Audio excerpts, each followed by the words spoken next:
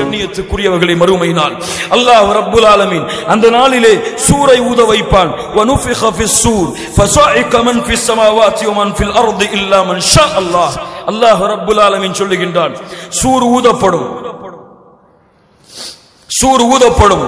அல்லாஹ் ரப்புல் ஆலமீன் சூரை ஏற்படுத்துவான். வனுஃபிக ஃபிஸ் சூர், சூர் ஊதப்படும். அல்லாஹ்வுடைய தூதர் சொன்னார்கள், எப்போது அல்லாஹ் சூரை ஊதக்கூடிய மலக்கை படைத்தானோ அன்றில் இருந்து அந்த மலக் அந்த சூரை தன்னுடைய வாயின் நுனியிலே வைத்தவராக அல்லாஹ்வின் கட்டளை எதிர்பார்த்து கொண்டிருக்கிறார். அல்லாஹ் எப்போது கட்டளை இடுவானோ அப்போது ஊதுவார்.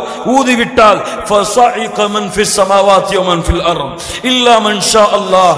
அல்லாஹ் நாடியவர்களை தவிர இந்த வானம் பூமியில் உள்ள அனைத்து படைப்புகளும் மூர்ச்சையாகிவிடும், மரணித்துவிடும். பூமி பிளக்க ஆரம்பித்துவிடும், கடல்கள் கொந்தளிக்க ஆரம்பித்துவிடும், நட்சத்திரங்கள் உதிர்ந்துவிடும், மலைகள் பஞ்சாக பறக்க ஆரம்பித்துவிடும்.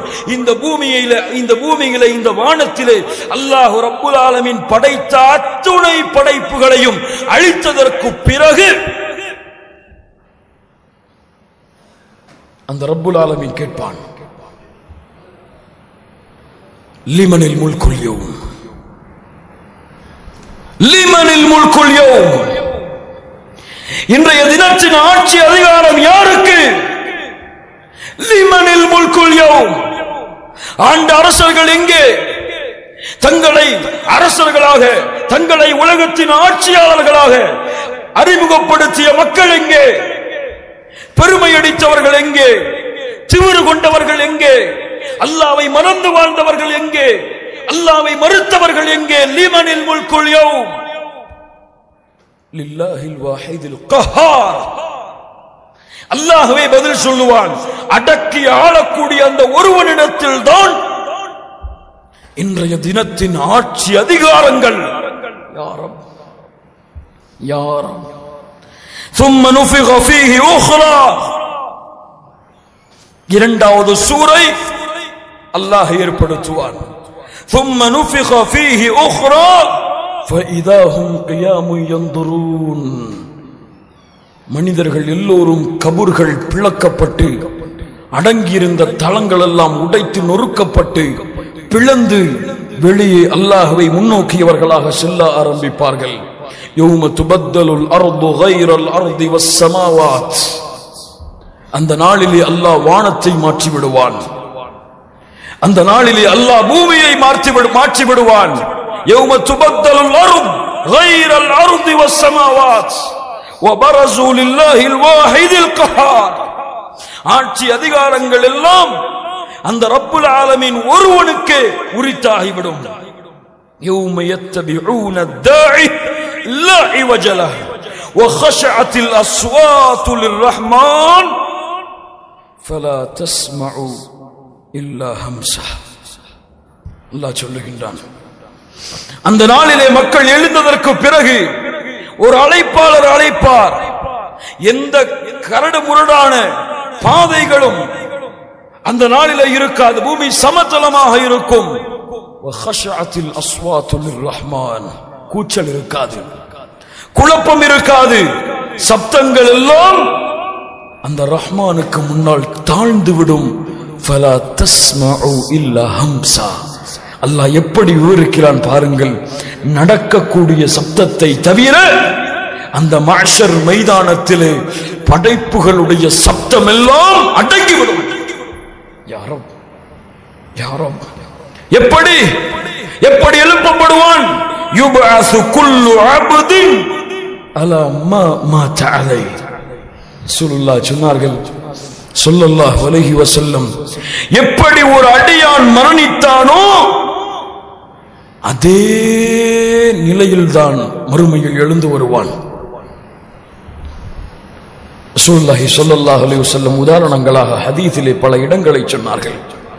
ஒரு கூட்டம் மஹ்ஷர் மைதானத்திலே எழுந்து வரும் பொழுது லப்பைக் அல்லாஹும்ம லப்பைக் லப்பைக் லா ஷரீக லக லப்பைக் இன்னல் ஹம்த வன் நிஅமத லக வல் முல்க் லா ஷரீக லக் என்று தல்பியாவை ஓதிக்கொண்டு வரும். எழுந்திருப்பார்கள். அவர்கள் யார்? யார்? ஹஜ்ஜிலே மரணமானவர்கள். சிலர் சுஜூதிலே இருந்து எழுந்து வருவார்கள். இவர்கள் யார்? சுஜூதிலே மரணமானவர்கள்.